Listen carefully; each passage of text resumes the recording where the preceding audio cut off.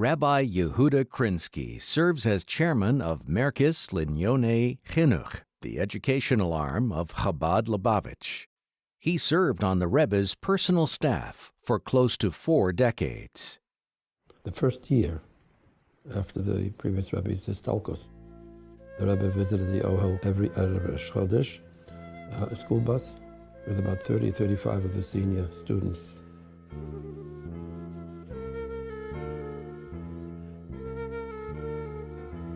That went on for about a year or so.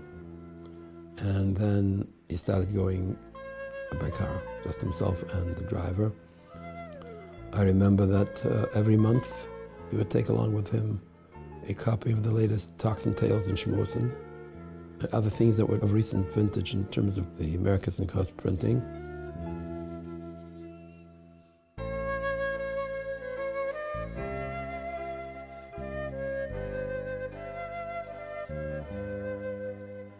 Before he went, he would take pidyonis for whoever wanted to give him, for him to be masker at the Ohel.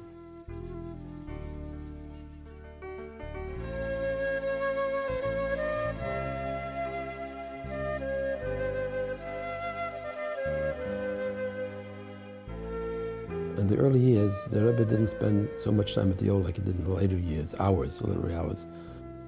But it gradually lengthened in time.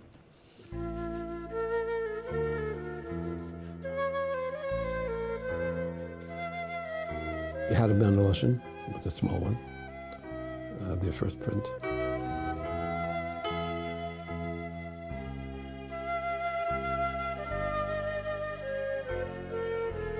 I drove the Rebbe to the Ohel. When I became a member of the Secretariat, that was really part of my work.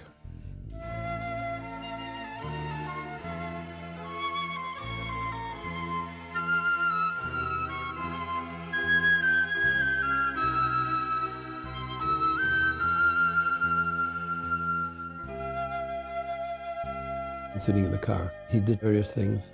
Sometimes he was learning, sometimes he had a Mishnayos. He would correct things, he would look at printed galleys.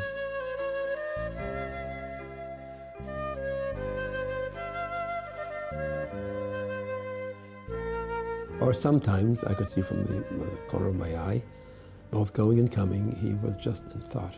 He could sit with his eyes closed, in thought.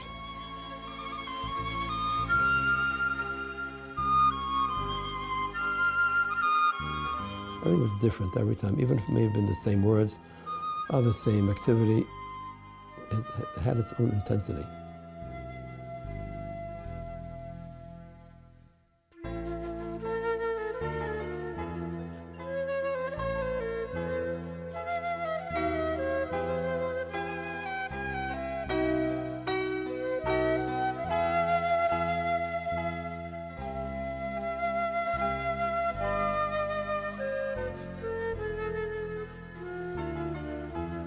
Oftentimes, the Rebbe would summon me to come in to the little room.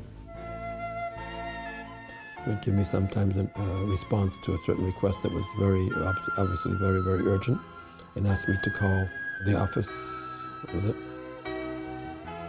That's after I had the telephone in my trunk.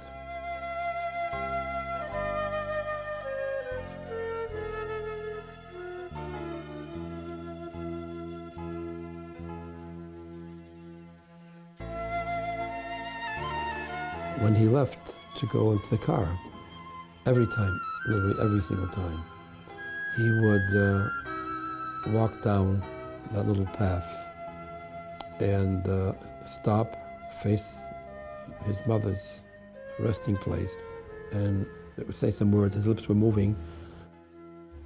And then after Chabad, after the Rebbe passed away, he did the same thing, stopped and said something there. When he was coming back towards the car, there was a space that was grass, and he plucked 3 times grass and threw it over his shoulder.